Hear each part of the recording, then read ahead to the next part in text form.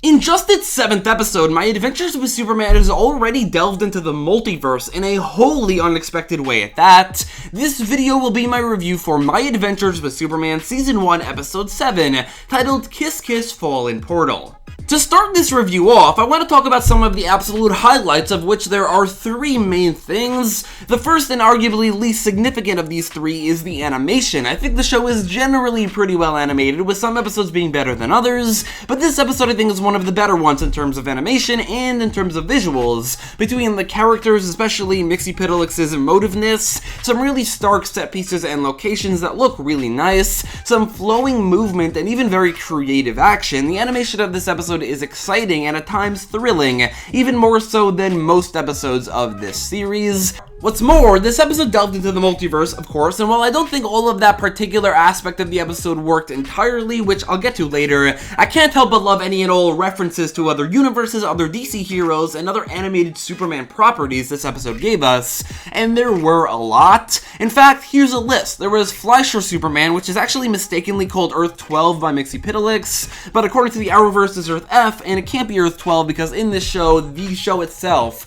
is on Earth 12. There's Super Friends Superman of Earth 50, DCAU Superman of Earth 508, Crab Superman from Earth Weird, Lois Prime, Earth 52 Lois, Earth 24 Lois, Earth 1 Lois, a Mother Box, Hawkman or Hawkgirl's Mace, a T-Sphere, a Green Lantern, the Helmet of Fate, the Cosmic Staff, a Legion Flight Ring, DCAU Lois, Superwoman Lois, a bunch of other Loises, Comet the Super Horse, and a few evil Supermen, including one resembling the DCAU Alternate Universe Justice Lord Superman, and one that is maybe Ultraman. This is definitely an easy way to get me to like something, but I can't help but have a lot of fun with all of these references when they do pop up in the episode, especially since this does seem to canonize the show as being in the same multiverse as the DCAU and the successor animated Superman show, Superman the Animated Series, which I think is pretty cool. It also just designates the universe Earth 12, so we know that going forward. And finally, of course, the biggest highlight of the episode was everything to do with Clark and Lois's romance, which was just delightful.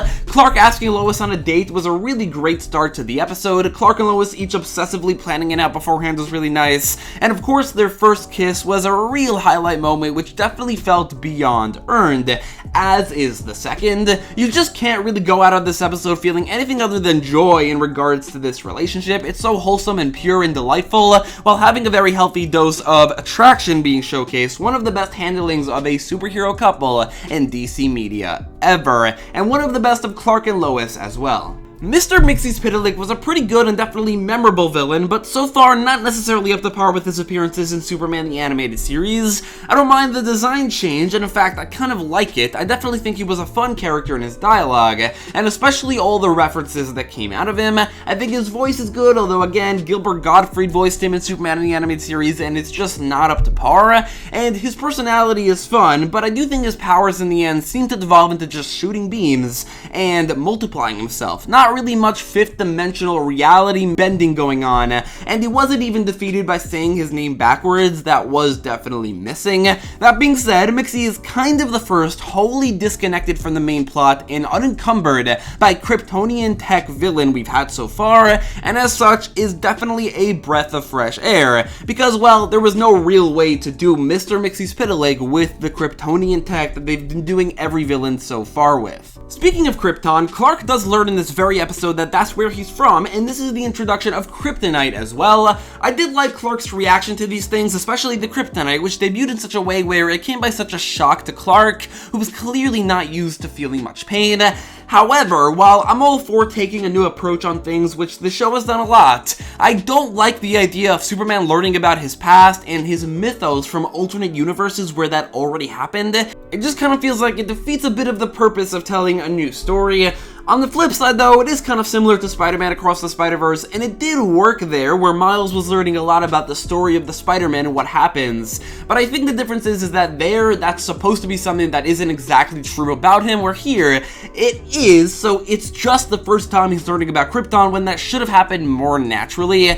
Thankfully, it didn't exactly reveal everything, and what Lois took seems to just be there to tell Lois that some Supermen are bad, and also to give her kryptonite, so this might just be setting the stage for that, so it's probably not a big deal. So, for the most part, it's fine, it's not huge, but it's just not something that I love. And when it comes to the multiverse, I know a lot of people are becoming very sour to the idea due to a bit of oversaturation recently, and while I don't typically feel that, I kind of did with this episode. Again, a lot of the references were really fun to see, but well, for one, it's weird how nonchalant everyone seems to be about learning about the multiverse, but really my main issue is honestly the League of Loises they introduced, because honestly, I think a group of people who are primarily known as reporters and, let's be honest, love interests, discovering the multiverse and being tasked to protect it after getting their first Pulitzer, and this is completely independently of any Superman or Justice League, is the single most ridiculous thing they've tried to get us to accept in this show. And while I've been able to accept everything else and have even found a lot of enjoyment in all of it,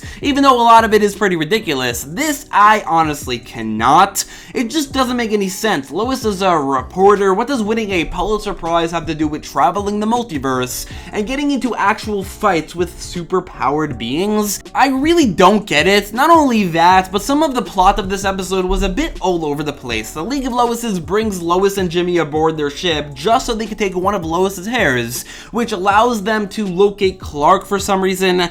Did they need Lois's hair specifically? Then why did they bring Jimmy? If any hair from someone from this universe works, why not just take one and go? Why bring Jimmy and Lois aboard at all? Why trap Lois on the ship but not Jimmy? Why bring Jimmy along at all? Why were the Loises so trigger happy against Superman? And how did the kryptonite wear off so quickly? How did Lois get out of her trap to confront Mxyzptlk? Why is the HQ empty? How does any of this exist? Listen, I love this show. It's very well animated, well written, adorable, has some of the most likable versions of these characters ever put to screen, and is just an overall very delightful experience. But I just about hated everything that had to do with the League of Loises. The concept is ridiculous, the execution does not help, and the plot that came out of it was honestly held together by a string which kind of ripped apart. That being said, there is some good that came out of this, such as Lois feeling bad about not accomplishing as much as some other Loises at a similar age, which is nice, especially with how it leads to the moment between Lois and Clark where they're just pouring out their insecurities at each other and then they kiss. On top of that, all these thoughts about the League of Loises and the plot were things that came up maybe 2 or 3 times while watching, and that is something, but it came up far more afterwards when thinking about the episode and thinking about what to talk about in this review.